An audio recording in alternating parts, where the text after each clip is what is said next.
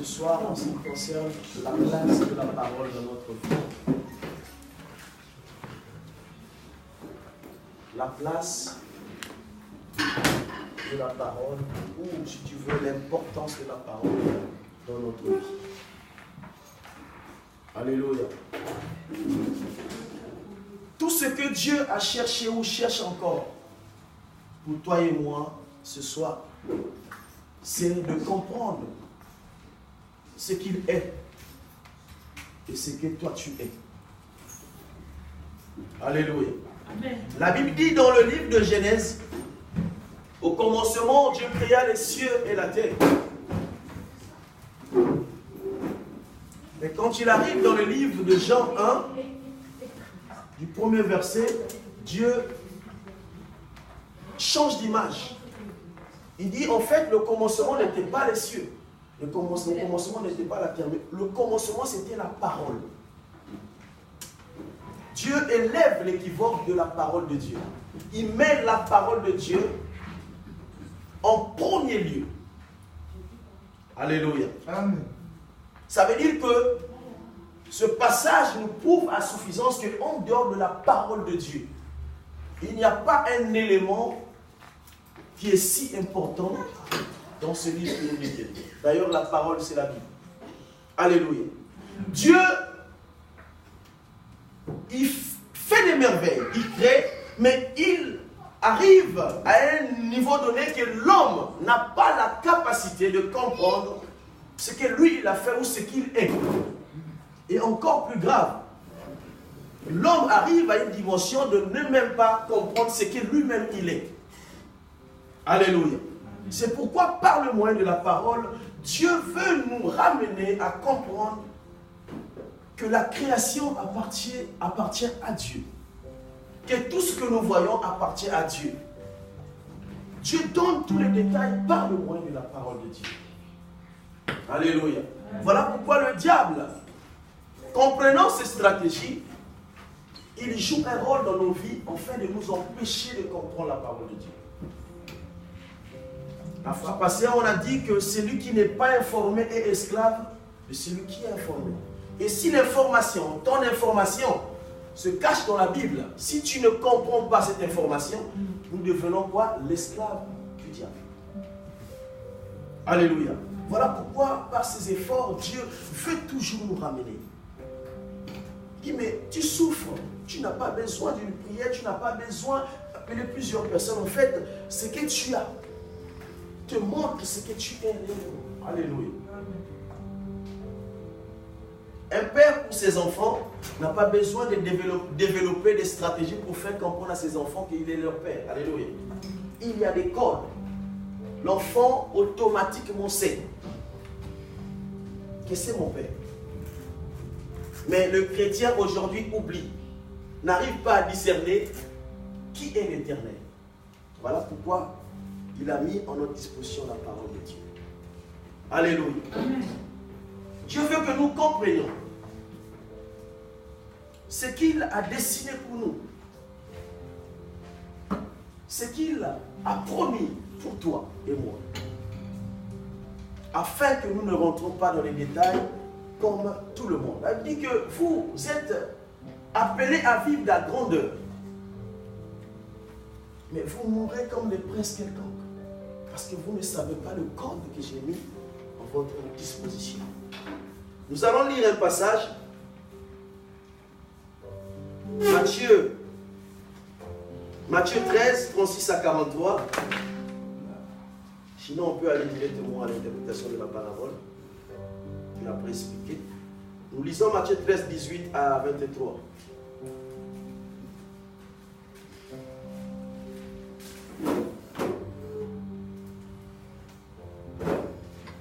Et on commence par 13, 36 à 43.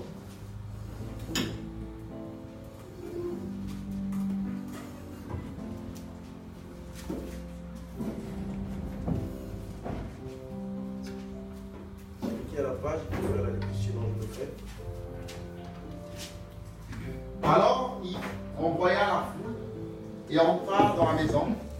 Ses disciples approchèrent de lui et lui dirent: explique-nous la parabole de l'ivraie et du champ. Il répondit, celui qui sème la bonne semence, c'est le Fils de l'homme. Le champ, c'est le monde. La bonne semence, ce sont les fils du royaume. L'ivraie, ce sont les fils du malin. L'ennemi qu'il a semé, c'est le diable. Moi, la moisson, c'est la fin, la moisson, c'est la fin du monde. Les moissonneurs, ce sont des anges. Or, comme on arrache l'ivraie et qu'on la jette dans le feu, il en sera de même à la fin du monde. Le Fils de l'homme, on fera ses anges qui arracheront de son royaume tous les scandales et ceux qui commettent l'iniquité. Et ils les jetteront dans la fournaise ardente où il y aura des pleurs et des grincements de dents. Alors les justes resplendiront comme le soleil dans le royaume de leur Père. Que celui qui a les oreilles pour entendre, entende. Le royaume des cieux est comme, et le royaume des cieux est semblable à un trésor caché dans un champ. L'homme qui l'a trouvé le cache, et c'est dans la joie. Il va vendre tout ce qu'il a et achète ce champ. Parole du Seigneur. Amen. On peut noter Matthieu 13, 36 à 43 aussi, sinon tous les chapitres. En fait, ces deux passages parlent de la même chose, mais sinon que dans la première lecture, Dieu parle en parabole. Il donne un enseignement, mais il parle en parabole. Et dans le deuxième passage, la Bible dit qu'il est cette fois-ci avec ses disciples. Et ses disciples lui posent la question. Seigneur, mais nous étions en foule, tu as parlé des choses que nous n'avions pas compris. Et c'est là que Jésus se met à interpréter la parabole qu'il avait donnée quand il avait la foule. Alléluia. Amen. Dieu, nous avons dit la fois passée que la Bible, les Écritures, n'est pas le langage de Dieu. Mais les Écritures, c'est un langage que Dieu emprunte en fait pour nous amener à comprendre qui est le véritable Dieu. Dieu ne parle pas français, Dieu ne parle pas anglais, mais Dieu a un langage à lui. Mais pour nous amener à atteindre cette dimension, il passe par la parole de Dieu. Voilà pourquoi il dit que les Écritures tuent, la lettre tue. Mais ce qui fait vivre l'homme, c'est la révélation. Donc Dieu veut nous amener à comprendre la révélation qui est sa volonté. Et en passant par les Écritures. Voilà pourquoi quand nous avons prié, nous demandons afin que Dieu, par la puissance du Saint-Esprit, nous ouvre. Non seulement en faisant la lecture, que nous nous limitons à la lecture, mais nous comprenons ce qui se cache derrière ces vérités bibliques. Alléluia. Elle déclare qu'il y avait un eunuque éthiopien qui était sur son char. Il revenait d'un culte comme toi et moi, mais lisait, attaché à la parole de Dieu, faisait la lecture biblique. Mais il ne pouvait pas comprendre ce livre d'Ésaïe, ce qui symbolisait la parole que lui lisait. Là, il déclare que Dieu comprenant, il envoie son serviteur en train d'interpréter ce qu'il ne comprenait pas. Là, il dit que cet homme arrive, il lui dit, comprends-tu ce que tu es en train de dire? Mais si toi tu ne m'expliques pas comment, je peux comprendre. Alléluia. Et cela nous amène à aussi comprendre que nous pouvons venir écouter la parole de Dieu, mais n'y pas avoir la compréhension de la parole de Dieu. Il faut qu'il y ait l'interprétation de la parole de Dieu. Voilà pourquoi aujourd'hui, nous remarquons que dans l'assemblée de Dieu, beaucoup de gens, ça fait 5 ans, 10 ans, 15 ans, 20 ans, ils demeurent dans l'assemblée, mais ils ne comprennent jamais la parole de Dieu. Alléluia. Comme cet homme, la Bible dit qu'il partait de temps en temps à l'église. Mais s'il n'avait pas l'interprétation, il ne pouvait jamais comprendre cette parole. Alors, Jésus commence à interpréter ces paroles. Il déclare que la sémence, c'est la parole de Dieu, qui tombe sur une terre, sur le long du chemin, mais quand les oiseaux arrivent, les oiseaux, ils prennent cette sémence, et cette sémence-là arrête la vie. Et la vie de cette sémence-là stagne. Alléluia. Et il jette encore une sémence sur une terre qui a des pieds, où la sémence ne trouve pas de racines pour se nourrir afin de faire germer ce qu'il a. Et faute du terrain pour enfoncer ses racines, la sémence meurt. Alléluia. Il dit encore, la sémence tombe sur les épines. Et étouffé, n'arrive pas à donner ses fruits. Alléluia. N'arrive pas à donner ses fruits. Et bien aimé, souvent, on a tendance à expliquer ce passage comme étant que ces trois catégories ne nous appartiennent pas. Bien aimé, qu'on ne le veuille pas, tous nous passons par ces trois catégories de terre. Alléluia. Amen. La Bible nous dit ceci. J'aime bien ce passage. C'est dans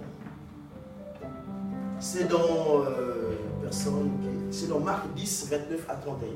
Où Jésus fait une promesse. La question, c'est Pierre qui l'avait posée. Il a dit, Seigneur, nous te suivons, mais qu'est-ce que nous allons recevoir en contrepartie de ce que nous avions abandonné nos enfants, nos femmes, nos maisons. Il a dit que vous recevrez les centipes.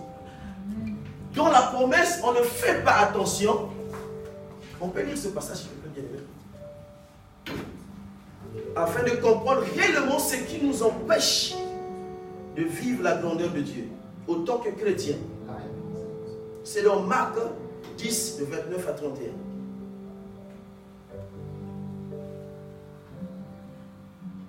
Jésus répondit.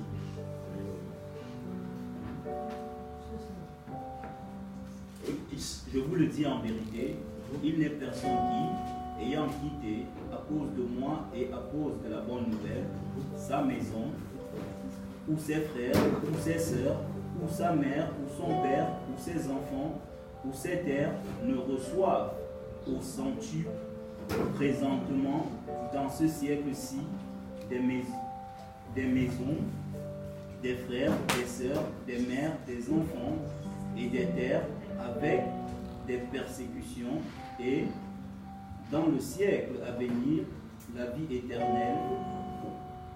Plusieurs des premiers seront les derniers. Parole du Seigneur. Et plusieurs des derniers seront les premiers. Amen. Amen. Alléluia. Amen. Amen. J'ai souligné dans mon exposé la persécution ou encore la tribulation. Nombreux les chrétiens oublient que cela fait partie des promesses de Dieu. La persécution, la tribulation. Nous avions parlé d'un homme la fois passée qui s'appelait Job. Cet homme est passé par ces étapes. Dieu ne l'a pas épargné de la souffrance. Ce n'est pas parce que tu es intègre, ce n'est pas parce que tu es logique, que tu respectes la loi de Dieu, que cette promesse ne peut pas s'accomplir dans ta vie. Alléluia. La persécution, c'est là où nous sommes aujourd'hui, chrétiens. Le chrétien aujourd'hui que nous sommes, nous ne voulons pas vivre les difficultés. Le diable, il sait que tu as une grande mission sur la terre. La Bible déclare que cet homme, Jésus, venant, avant de commencer son ministère, le diable est venu apporter la parole de Dieu. Il est écrit, sachant que Jésus avait passé 40 jours et 40 nuits de jeûne. Alléluia.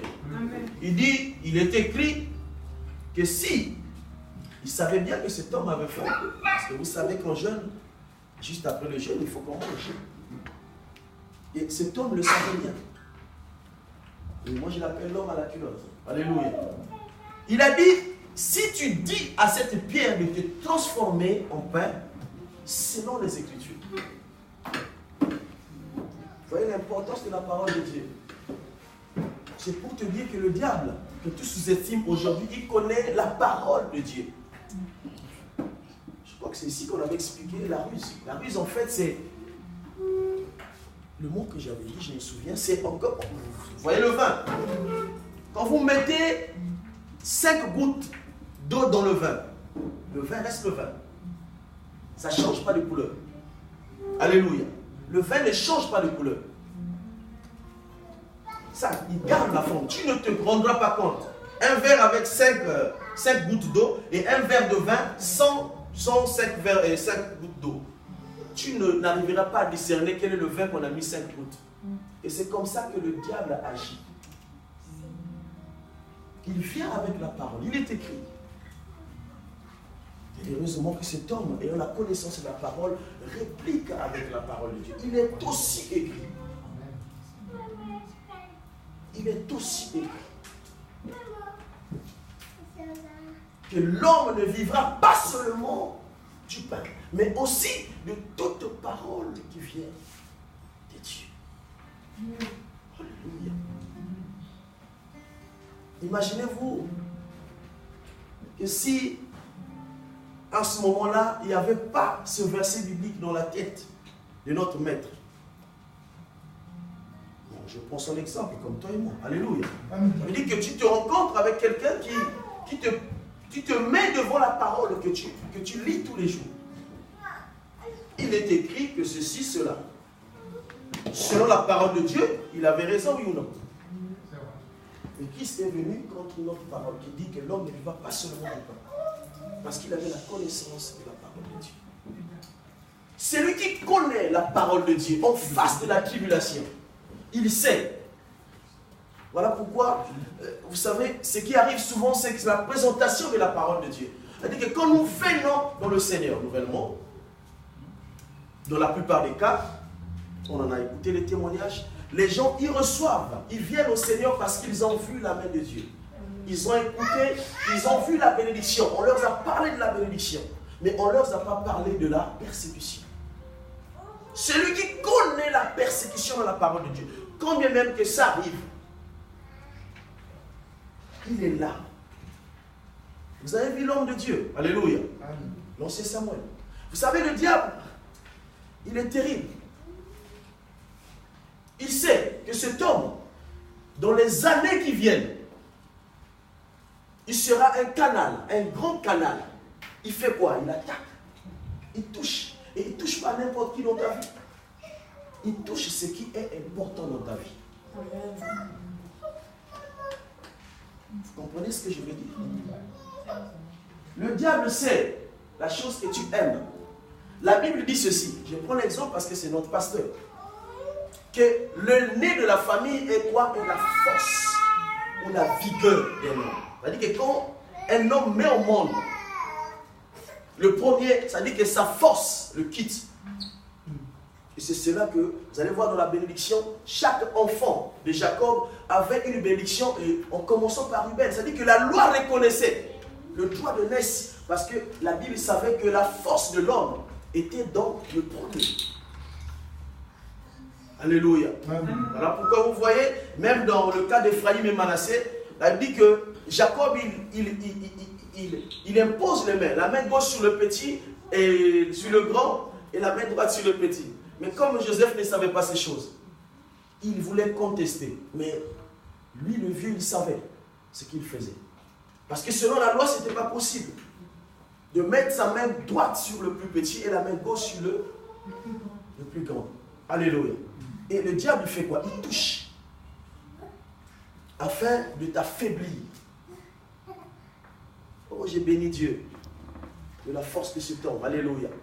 Et voyez-vous, dans la même période, il est invité à Paris. Dans la même période, il est invité dans d'autres églises. Croyez-vous que c'est en vain ces choses-là? Alléluia. Il faut qu'on rentre à l'étape où il faut qu'on discerne les temps, la parole de Dieu. Comprenons que nous sommes passés dans la phase du test de Dieu. Et Dieu nous teste dans sa promesse. Aussi longtemps que tu attends la bénédiction de grandir, de devenir, la persécution, la tribulation aussi fait partie. Ça veut dire que quand tu rentres dans une zone on appelle ça quoi dans le vol? Une zone de turbulence, alléluia. Une zone de turbulence, pas de panique. Je l'ai vécu à plusieurs fois. Vous savez, les pilotes, chez nous, il y a des moments où j'ai vu comment les gens ils priaient, ils tombaient par terre, ils enlèvent les ceintures. Chacun avait sa position. Parce que les gens avaient peur. Personne ne veut mourir. Mais celui qui a la promesse de Dieu, même dans une zone de turbulence, pas de panique. Amen. Bien aimé, j'ai lu dans un document, ça m'a vraiment marqué. Comment ce document a présenté la mort de chaque apôtre, excepté Jean, parce que Jean, après, il était dans l'île de Patmos, c'est le dernier. Il a dit que Pierre est en train, on est en train de persécuter Pierre. Mais avant, on est en train de tuer sa femme en sa présence. Alléluia. Les hommes qui comprenaient ce qu'ils étaient. Vous savez que ces hommes, ils attendaient la mort avec joie. C'est-à-dire que pour eux, mourir, c'était un gain. C'est-à-dire que tu pouvais le braquer, le pointer l'âme aujourd'hui, non. Il ne va pas trembler parce que tu sais que tu le tues. Il sait là où il va exactement. Tu peux toucher l'être le plus cher de sa vie. Il sait que ça fait partie de la promesse. On est en train de tuer sa femme, il est en train d'exhorter sa femme. Et sa femme répond. Il parle avec sa femme. Et il sait qu'après sa femme, c'est son tour. Et on arrive à son tour, on dit que toi, comme c'est toi le maître, on va te crucifier comme le maître. Il dit oui, c'est pas grave, mais au moins, inversez ma croix. Comme ça, le jour où je serai avec le maître, je lui rendrai compte. D'ailleurs, il est en train de me regarder. Je ne suis pas digne de mourir comme Jésus. Mais voyez la grandeur des hommes qui ont compris la parole de Dieu. Cet homme était comme toi et moi avant. Mais après avoir reçu la puissance, après avoir reçu la révélation, il a compris que même la mort fait partie de la promesse de Dieu. Parce qu'on ne le veut pas, il faut passer par la mort. À quoi ça sert de ressusciter un homme qui est mort, qui retrouve sa famille et un jour qui meurt encore de suite? Alléluia. Moi je crois que la douleur est multipliée, hein? N'est-ce pas? Quelqu'un qui est déjà mort, on a pleuré. Enterré, on a fini. Et cet homme revient. Et au bout de 5 ans, il meurt encore. C'est-à-dire, pensez-vous qu'on ne va plus pleurer? On va encore plonger dans le pleur. Alléluia. À quoi ça sert? Mais ces hommes, ils savaient. C'est quand tu es en face d'une situation que tu te retrouves devant la parole de Dieu, comme Jésus a dit. Une parole, une situation, contre-parole de Dieu. Tu te retrouves dans la stérilité.